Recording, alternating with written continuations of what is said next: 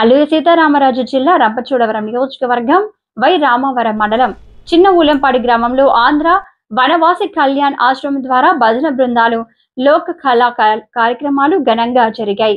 10 గ్రామాల నుండి 350 మంది రావడం జరిగింది. భజన బృందాలు, కోలాట నృత్య టోలీలు పాల్గొన్నారు. కురసం బాబురావు వనవాసి కళ్యాణ్ ఆశ్రమం వై రామారావం మండల అధ్యక్షులు ద్వారా ఈ కార్యక్రమం జరిగింది. ఈ కార్యక్రమానికి అఖిల భారతీయ సహా భజన ప్రముఖ్ వినోద్ ఉపాధ్యాయ మాట్లాడుతూ, మనమందరం వనవాసులం. నవంబర్ 15 భగవాన్ బిరాసా ముండా జయంతి, గిరిజన స్వాభిమాన్ దివాస్. వనవాసులు అందరూ కలిసి పెద్ద పండుగలాగా చేసుకోవాలని పిలుపునిచ్చారు. శ్రీ విద్యాధర్ మహంతి, ప్రాంత సంఘటన మంత్రి, ప్రాంత భజన ప్రముఖ్ పొత్తూరి వెంకటకృష్ణ, ప్రాంత విద్యుత్ ప్రముఖ్ పల్లుల బాలకృష్ణ, ప్రఖండ ప్రముఖ్ శ్రీనివాస్ దుర, జిల్లా సంఘటన మంత్రి రోలుపల్లి రామకృష్ణారెడ్డి, జానకి నాగమణి, పండురెడ్డి, అలాగే వచ్చిన భక్తులు అందరికీ అన్న సంతర్పణ చేయడం జరిగింది. కార్యక్రమంలో ప్రజలు, గ్రామస్తులు పాల్గొన్నారు.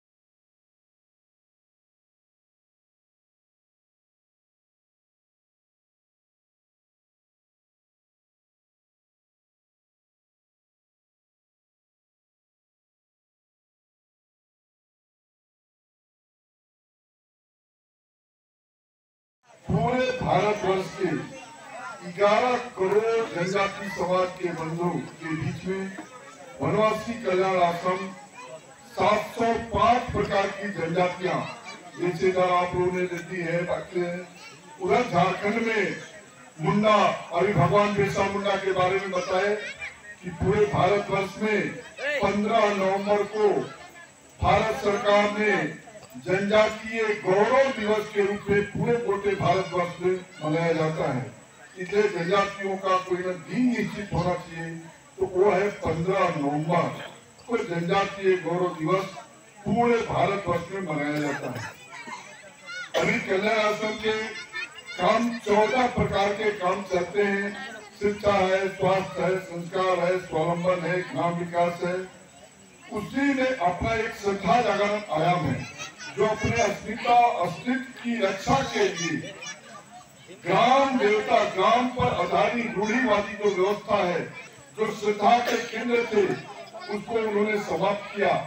उसको पुनः स्थापित करने के लिए गांव के परंपरा के आधार पर जो हमारा श्रद्धा का केंद्र है, वो हमारा शक्ति और संस्कार का केंद्र बनना चाहिए। इसी उद्देश्य को लेकर एक गांव का हमारा श्रद्धा केंद्र स्थापित हो। केवल 10-5 लोग को भजन करने से समाज का हित नहीं हो पाएगा। वो पूरा गांव का हमारा श्रद्धा का केंद्र बनना चाहिए। गांव के अभी हम लोगों ने सब मिलके देवी का पूजा किए। ये हमारा जो परंपरागत रूढ़िवादी जो पूर्वजों से चलते आ रहा है, उसका संरक्षण करना, उसका संवर्धन करना। एक भी भाई, एक भी बहन हमारे धर्म से, हमारे संस्कृति से अलग नहीं होना चाहिए। अगर एक भी भाई हमारा धर्म संस्कृति से दूर होता है तो हम कमजोर हो जाते हैं।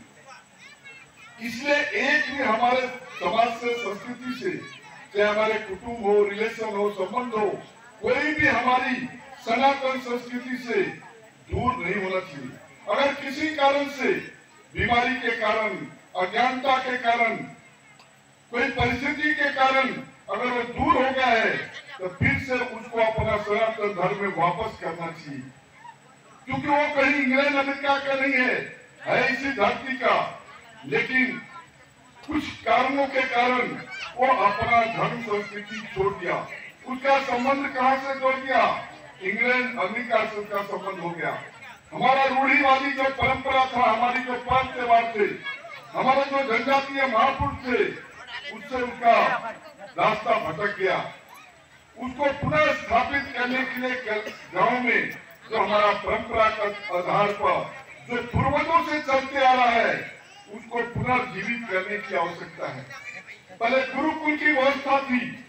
गुरुकुल में शस्त्र और शास्त्र दोनों की शिक्षा दी जाती थी, लेकिन अंग्रेजों के आने के कारण वो शिक्षा समाप्त हो गई। समाज विखंडित हो गया और अंग्रेजों ने आया तो फूट डाला और राज्य शुरू किया। अपने भाई भाई में लड़ा दिया, भाषा में लड़ा दिया, रंग रूप वेशभूषा अनेक परिस्थिति में समाज को बिखर दिया, जिसके चलते हमारा देश गुलाम हो गया। मुट्ठी भर अंग्रेज लोग आया, मुट्ठी भर मुसलमान आया, लेकिन सैकड़ों वर्षों तक इस देश में राज किया और हम पर बिखरते रहा। आज भी हम सनातन समाज अगर संगठित नहीं रहे तो फिर से अंग्रेजों का राज आ जाएगा। इसलिए अपना समाज को बचाना है, अपनी संस्कृति को बचाना है, तो हमको संगठित रहना पड़ेगा। कहते हैं संघे शक्ति कलियुगे, संगठन में ही शक्ति है, एकता में बल है। एक अंगुली से आप कुछ नहीं कर पाएंगे। पांचों अंगुली बराबर है, लेकिन पांचों मिलता है तो इसमें शक्ति आता है।